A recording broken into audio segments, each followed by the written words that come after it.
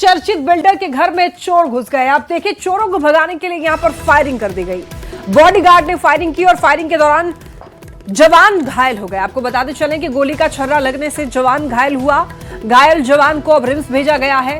Police भी मामले की जांच में जुट चुकी है। अशोकनगर के रोड नंबर 6 की यह घटना। ये देखिए, सीसीटीवी फुटेज सामने आया है। यहां पर आप देख सकते हैं कि चोरों को भगाने के लिए बॉडीगार्ड्स ने फायरिंग की और इसी क्रम में बताया जा रहा है कि चोरों को जब भगाने के लिए फायरिंग हुई, बॉडीगार्ड ने फायरिंग की और फायरिंग के दौरान एक जवान घायल हो गया। गोली का छर्रा लगने से बताया जा रहा है कि घायल हुआ और अब घायल को रिम्स भेजा गया है। पुलिस पूरे मामले की जांच में जुटी हुई है।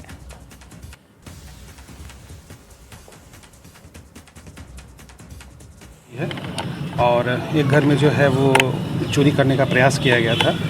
उस दौरान जो है वो जो उनका बॉडीगार्ड को बुलाया गया, बॉडीगार्ड आया तो जैसा हम लोग सीसीटीवी में देखे हैं, किसी और के द्वारा फायरिंग करने का अभी तक नहीं मिला है। वो बॉडीगार्ड जो है, जो ऐसे रखा था हथियार, तो उसका हाथ से गोली चलने की संभावना ऐसा लग रहा है कि उसके पैर में अपने ही से गोली चली है। गोली का भी हम लोग के पास कहीं बाहर से चलाने का प्रमाण नहीं मिला है। खोखा बरामद हो गया? खोखा नहीं मिला है, प्लेट एक मिला है। रांची के सबसे पॉश इलाके कहे जाने वाले अशोकनगर इलाके में दो बड़ी घटनाएं देखने को मिली है। खासतौर से बात करें तो अब इन घटनाओं के उद्भेदन को लेकर और पूरे मामले के अनुसंधान को लेकर पुलिस जांच में जुटी है।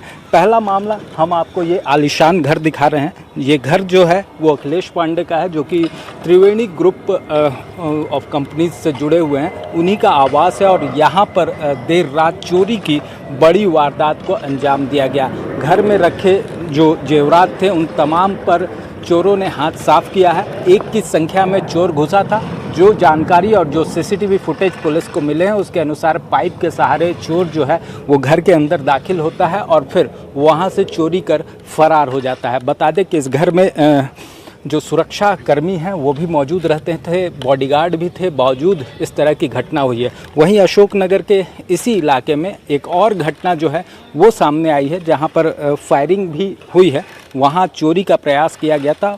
वो भी निश्चित केसरी, जो रांची के एक चर्चित बिल्डर हैं, उनके आवास पर चोरी का प्रयास किया गया था। हालांकि वहां पर बॉडीगार्ड जो थे वो मुस्तैद थे और उनके द्वारा जब फायरिंग की गई तो चोर तो फरार हो गए, लेकिन गोली का जो छींटा है उस वजह से बॉडीगार्ड जरूर घायल हो गया। अब इन दोनों मामलों को लेकर पुलिस जो है वो जांच में जुटी हुई है।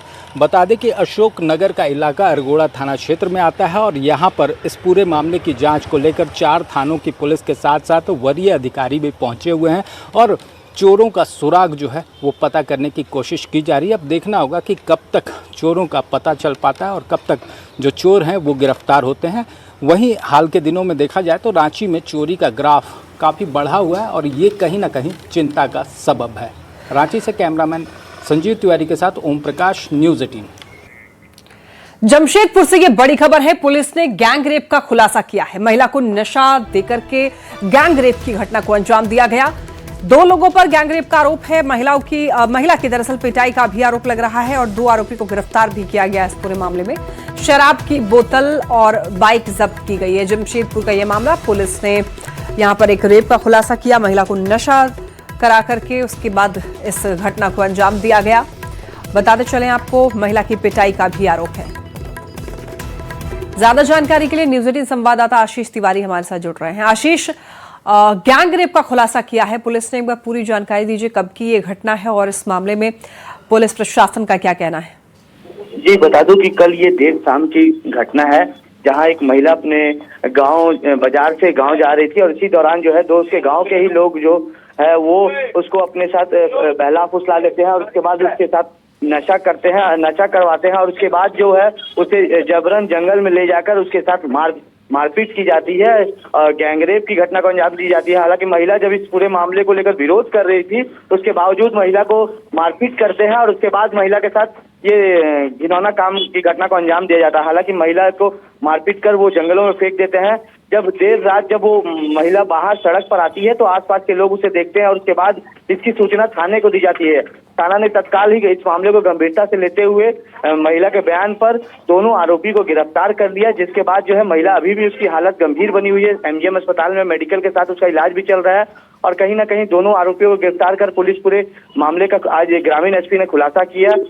उसी में बताया जा रहा है कि दोनों ही व्यक्ति गांव के रहने वाले थे और उसी का फायदा उठाकर महिला के साथ पहले उसे बहलाया फुसलाया गया और उसके बाद उसे नशा करवाकर उसके साथ इस घिनौना घटना को अंजाम दिया गया। फिलहाल अभी पूरे मामले में दोनों आरोपियों की गिरफ्तारी कर ली गई है। जी ठीक है, बहुत धन्यवाद आपका इन तमाम जानकारियों के लिए आशीष। देखिए, पलामू से इस वक्त एक बड़ी खबर है जहां पुलिस और ग्रामीणों के बीच झड़प हुई। ग्रामीणों ने पुलिस की टीम पर पथराव किया जिसमें पुलिस जवान समेत कई लोग घायल हुए। घायलों को इलाज के लिए एमजीएम में भर्ती कराया गया। आपको ये बताते चले, 4 लेन निर्माण में मुआवजे की मांग को लेकर के यहां पर रैयत प्रदर्शन कर रहे थे। घटना के बाद से इलाके में तनाव का माहौल है। सुबह से चियांकी में धारा 163 लागू है। मौके पर प्रशासनिक टीम भी मौजूद है। तस्वीरें आप ये देख सकते हैं। यहाँ पर ग्रामीणों ने पथराव किया। पलामू से ये बड़ी खबर आप तक पहुंचा रहे हैं। बताते चले आपको, ग्रामीण और पुलिस के जवान यहां पर घायल हुए हैं।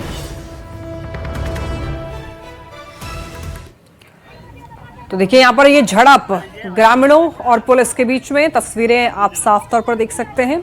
पुलिस जवान समेत कई लोग घायल हो गए हैं।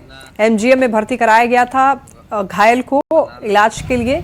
और बताते चले आपको, 4 लेन निर्माण में मुआवजे की मांग को लेकर रैयत प्रदर्शन कर रहे थे। घटना के बाद से इलाके में तनाव का माहौल है और सुबह से चियांकी में धारा 163 भी लागू कर दिया गया है। मौके पर प्रशासनिक टीम की मौजूदगी है।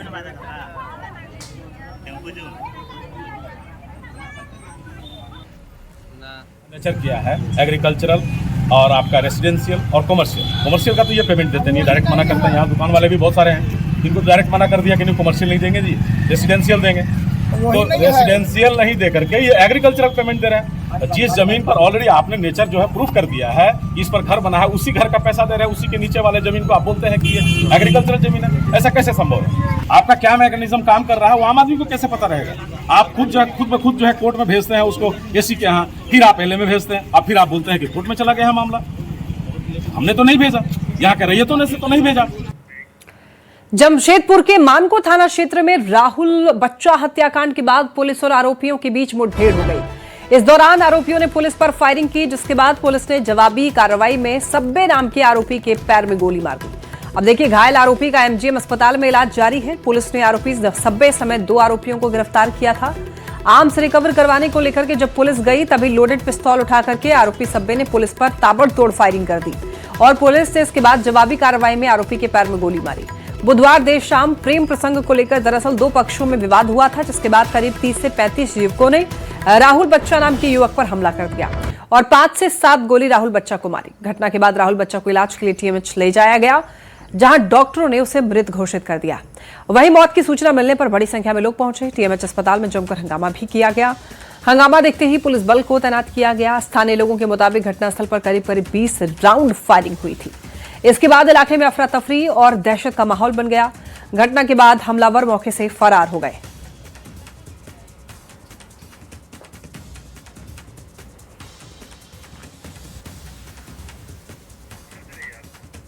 पुलिस और आरोपियों के बीच मुठभेड़, आरोपी सब्बे सिंह का एनकाउंटर कर दिया गया। राहुल बच्चा हत्याकांड के बाद पुलिस आरोपियों के बीच मुठभेड़, आरोपियों ने पुलिस पर फायरिंग की। इसके बाद पुलिस ने जवाबी कार्रवाई भी की। जमशेदपुर पुलिस लगातार अपराधियों पर नकेल कस रही है। जहां हिमांशु हत्याकांड मामले को लेकर लगातार पुलिस जो है दबिश बनाते हुए 12 अपराधियों को गिरफ्तार कर लिया। तो कल देर शाम जो है मानगो थाना क्षेत्र में राहुल बच्चा नामक युवक को गोली मारकर हत्या कर दी गई थी और उसके बाद उस मामले में जो है आरोपियों की गिरफ्तारी देर रात पुलिस छापेमारी करके कर ली थी। और जब पूछताछ में उनसे आर्म्स की बात की गई तो उन्होंने बताया कि यहाँ पर आर्म्स छिपाया गया था। और उसके बाद यहाँ पर जब पुलिस के साथ वो बच्चे और उनके साथ 2 और अपराधी जो है उनको यहाँ लाया गया। तो देखिए यहाँ पर 2 आर्म्स देखिए किस तरह यहाँ पर गिरे हुए हैं। लगातार पुलिस जब यहाँ पर आर्म्स रिकवर करने आ रही थी तो उसी दौरान एक पिस्टल जो है लोडेड पिस्टल उसने मौका देखकर लिया और उसके बाद पुलिस पर ताबड़तोड़ फायरिंग करने लगा। हालांकि इसी दौरान जो है यहाँ पर मानगो थाना प्रभारी द्वारा जो है उस पर जवाबी कार्रवाई की गई। जवाबी कार्रवाई में कहीं ना कहीं जो बच्चे हैं उसके पैर में गोली मारी। देखिए कि पूरी तरह से यहाँ पर इसे घेर दिया गया है। सुरक्षा के दृष्टिकोण से खुद सिटी एसपी यहाँ पर मौजूद है पूरी तरह से नेतृत्व में। लगातार जो है अपराधियों पर जमशेदपुर पर पुलिस कार्रवाई कर रही है। हम सीधे तौर पर बात करेंगे। सर, कल राहुल बच्चा की हत्या की गई थी, क्या कुछ कार्रवाई की गई? राहुल बच्चा की हत्या में जो भी लोग संलिप्त थे उनमें से 3 लोग पकड़े गए थे और उसी के बाद में उसी के आगे रिकवरी में और कुछ लोगों को की गिरफ्तारी में ये घटना भी घटित हुई, जिसमें उसके द्वारा ये प्रयास किया गया, 2 राउंड फायर करने का प्रयास किया, बल्कि कर दिए गए, और उसी के सेल्फ डिफेंस में उसके जवाबी कार्रवाई करते हुए 2 राउंड पुलिस की तरफ से भी फायर किए गए। सर, किनको गोली लगी है और कितने लोग हिरासत में लिए गए थे और क्या कुछ बरामद हुआ है? टोटल 3 लोग हैं अभी हमारे पास, सब्बे, सौरभ और आफताब, और अभी यहाँ पर 2 पिस्टल बरामद हुई थी, एक खाली है, एक लोडेड है, जिसी से फायरिंग की गई थी, और प्रतिरक्षा में पुलिस द्वारा फायरिंग की गई। कुछ लोग और हैं जिनका नाम अभी आएगा, स्पष्ट होगा, अभी पूरी तरीके से वो नहीं बता रहा था। कल भी जब देर रात ये यहाँ पर उसको लाया गया तो उसने रिकवर जरूर कराया, उस पर अलग अलग तरीके से पूछताछ की गई, दबाव दिया गया, लेकिन लोगों का उसने नाम जरूर लिया, लेकिन वो कई बार भ्रामक नाम थे। जो राहुल बच्चा जिसकी हत्या हुई उसी कर लिया गया है। जो मुख्य आरोपी है सब्बे, उसके पैर में गोली मारी गई है, जिसे एमजीएम अस्पताल में इलाज करवाया जा रहा है। मगर अब आने वाले दिनों में कहीं ना कहीं अपराधियों के खिलाफ पुलिस एक कड़ी कार्रवाई करने जा रही है। न्यूज़ 18 के लिए जमशेदपुर से आशीष कुमार तिवारी। राहुल वहां पर खड़ा था बाइक में, अचानक से पीछे से सब्बे सिंह और उसके साथ 35 से 40 लड़का आया, और आते के साथ में पहले पिस्टल गोली चलाया, गोली नहीं चला, उसके बाद से पूरा घेर के उसको सब मिलके मारने लगा। कोई गोली चलाया, कोई ईटा चलाया, कोई बांस से मार रहा था, कोई खुद से मार रहा था, वहीं पर मार के खत्म कर दिया। राहुल को भागने का भी मौका नहीं मिला, बाइक पे बैठे ही रह गया। सब्बे था, सौरभ दत्ता था, अवताब बाबा, झंटू, अप्पा राव, और भी बहुत लड़का जिसको कि हम लोग नहीं पहचान रहे। लड़कियां कुछ है मैटर, अब दोनों से बात करती थी, अब उसी में अब सब्बे को था कि मेरे से बात कर रही है तो तुम क्यों बात कर रहा, अब लड़की बात कर रही तो वो भी बात कर रहा था, अब उसी में ईगो में लेकर गया, जैसा कर दिया। अब इस घटना के बाद न्यूज़ 18 सवाल पूछता है, आखिर जमशेदपुर में अपराध बेलगाम क्यों है? पहले हिमांशु और अब राहुल की हत्या, आखिर इसके पीछे कौन जिम्मेदार है? 2 हत्याकांड, कानून व्यवस्था पर सवाल उठने शुरू हो चुके हैं। हत्या पर हत्या हो रही है, ऐसे में सवाल यह है, क्या सुरक्षित है जमशेदपुर?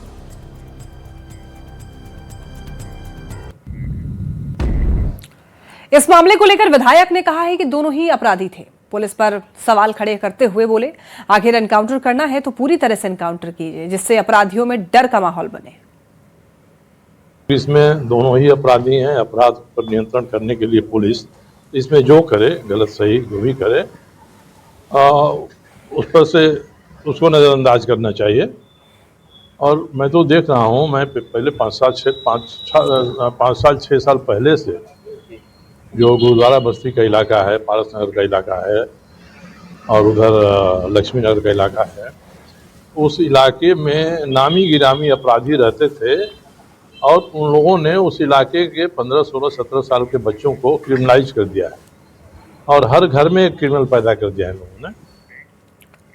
खबर लोहरदगा से, जहां के कुडू थाना क्षेत्र में सबशिया हायर सेकेंडरी आवासीय स्कूल में देर रात दर्दनाक घटना सामने आई। छात्रावास के कमरे में सो रही 4 छात्राओं को जहरीले सांप ने डस लिया, जिससे छात्रावास में अफरा तफरी मच गई।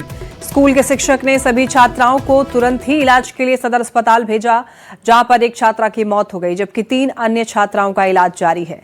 घटना के बाद परिजनों में कोहराम मच गया। अस्पताल परिसर में परिजनों और स्थानीय लोगों की भीड़ जुट गई। घटना की सूचना मिलने पर पुलिस भी मौके पर पहुंची और मामले की जांच शुरू की।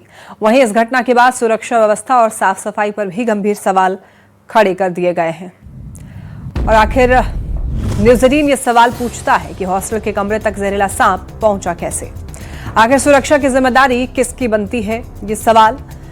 और सवाल ये भी, क्या छात्रावास में साफ सफाई और सुरक्षा के इंतजाम सिर्फ कागजों तक ही सीमित है? क्या नियमित स्नेक कंट्रोल और फॉगिंग होती थी? बच्चों की सुरक्षा की जिम्मेदारी आखिर किसकी बनती है? सवाल यह भी, क्या सरकारी आवासीय स्कूलों की निगरानी में बड़ी चूक हो रही है? इस हादसे के जिम्मेदारों पर आखिर कार्रवाई कब तक होगी? ये सवाल न्यूज़ 18 पूछता है।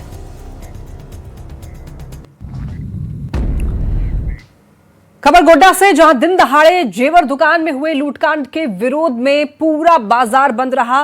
व्यापारियों के आक्रोश के बीच विधायक प्रदीप यादव घटनास्थल पर पहुंचे और पीड़ित कारोबारियों से मुलाकात की। इस दौरान उन्होंने ये कहा कि अपराधियों ने इस दुस्साहसिक वारदात को अंजाम देकर केवल पुलिस प्रशासन ही नहीं बल्कि पूरी शासन व्यवस्था को खुली चुनौती दे दी है। उन्होंने ये कहा कि भीड़भाड़ वाले बाजार के बीच इस प्रकार की निर्भीक आपराधिक घटना अत्यंत दुर्भाग्यपूर्ण और कानून व्यवस्था पर गंभीर प्रश्न चिन्ह खड़ा करती है।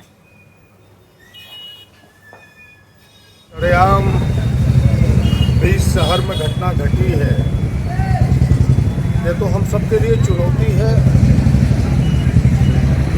जिला प्रशासन, पुलिस प्रशासन के लिए, हमारी सरकार का, हम जैसे लोगों को उन्होंने चुनौती दिया है। प्रयास करते हैं, पुलिस प्रशासन से भी बात हुई है, फिर आज दोबारा बात करेंगे कि जल्दी घटना को उद्भेदन करें, इसको अंजाम तक लाए।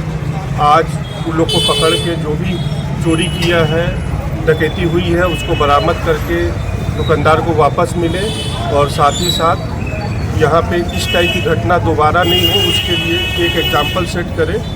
उसके लिए सभी दुकानदार गोड्डा नगर में स्वेच्छा से अपना बंदी रखते हैं।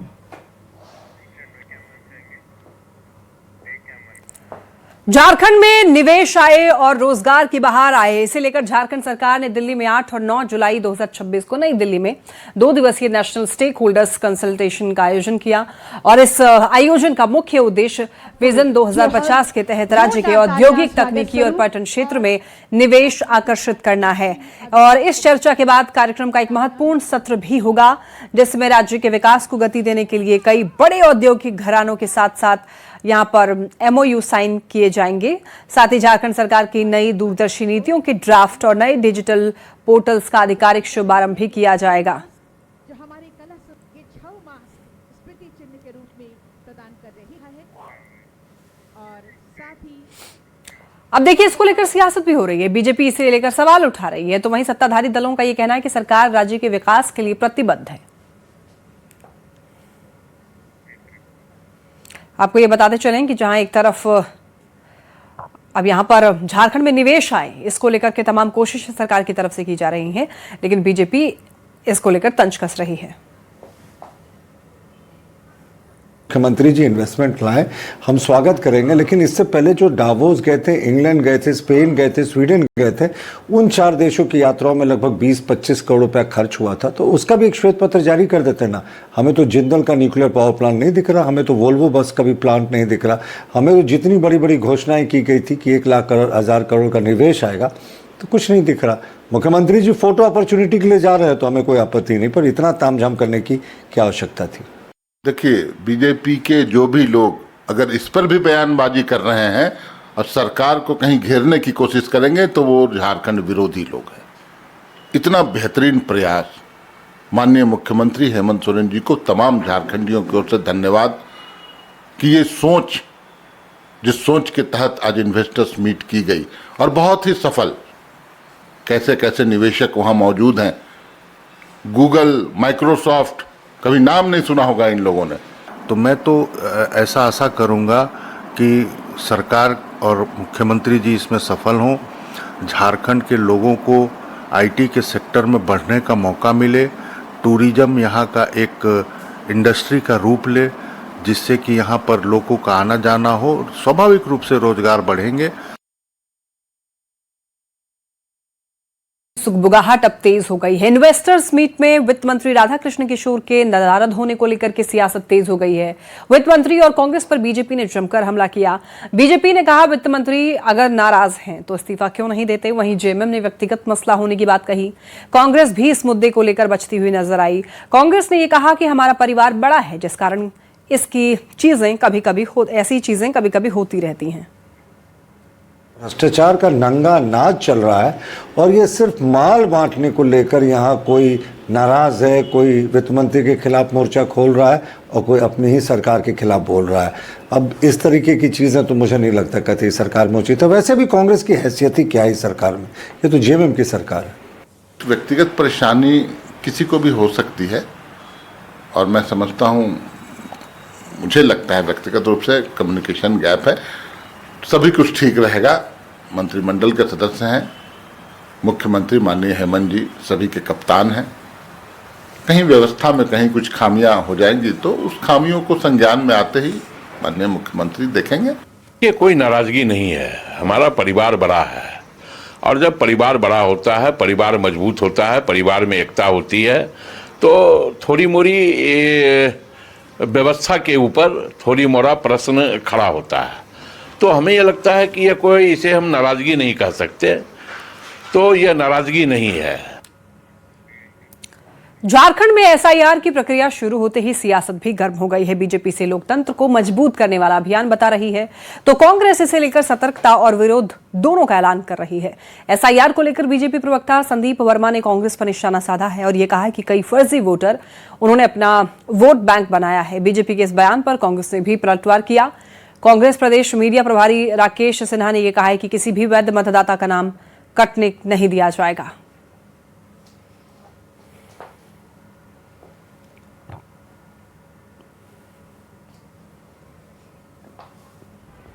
कई फर्जी वोटर बनाने का काम किया है और अपने वोट बैंक के रूप में उसका इस्तेमाल कर रही थी। लेकिन अब एसआईआर में ये बिल्कुल नहीं चलेगा। जो 2003 का आधार रखा गया है, अनमैप्ड वोटर जो हैं उनको जो है वो वोटर लिस्ट से बाहर होना ही पड़ेगा।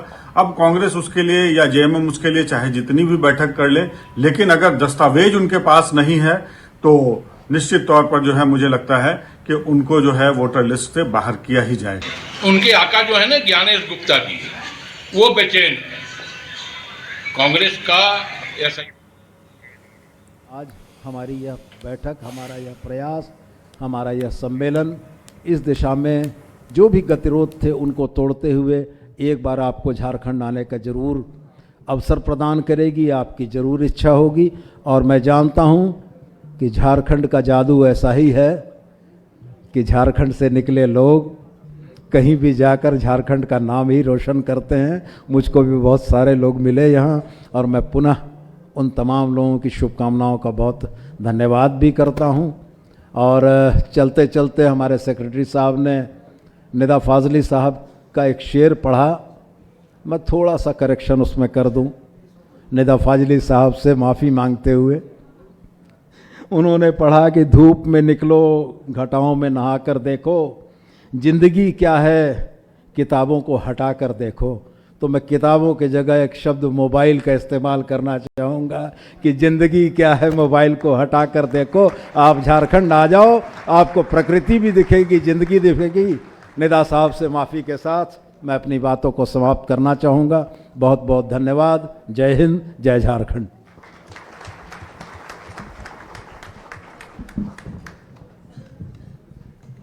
आपके संबोधन के लिए बहुत बहुत धन्यवाद करती हूँ माननीय मंत्री आदरणीय सुदेव कुमार सर। आपकी कोशिशें झारखंड वैश्विक पर्यटन मानचित्र पर उभर कर आए, इन शानदार और ईमानदार कोशिशों के लिए विशेष आभार आपका। आपके समृद्ध विचारों के साथ ही टूरिज्म पर आधारित इस विशेष सत्र के अंतिम पड़ाव पर हम आ गए हैं। उपस्थित देवियों और सज्जनों, हमारा विश्वास है कि यहाँ से उठकर ये कदम कहीं थमेंगे नहीं। आप झारखंड सरकार के साथ हम कदम बनेंगे, हम मिलकर साथ बढ़ेंगे, हम मिलकर आगे बढ़ेंगे। आपकी उपस्थिति के लिए बहुत आभार। माननीय मंत्री महोदय, सचिव महोदय, आदरणीय डायरेक्टर टूरिज्म, सबकी ओर से विशेष आभार है। हमारे जो नेशनल मीडिया के लोग यहाँ पर बैठे हुए हैं जिन्होंने विशेष जवाबदेही ली है, एक बार मीडिया के बंधुओं के लिए ज़रूर चाहूँगी तालियां होनी चाहिए कि आप हमारी झारखंड सरकार की शानदार कोशिशों को जन जन तक पहुंचाने का काम कर रहे हैं। इसका वाइड कवरेज देकर विशेष आभार माननीय मंत्री जी और पूरी सरकार की तरफ से।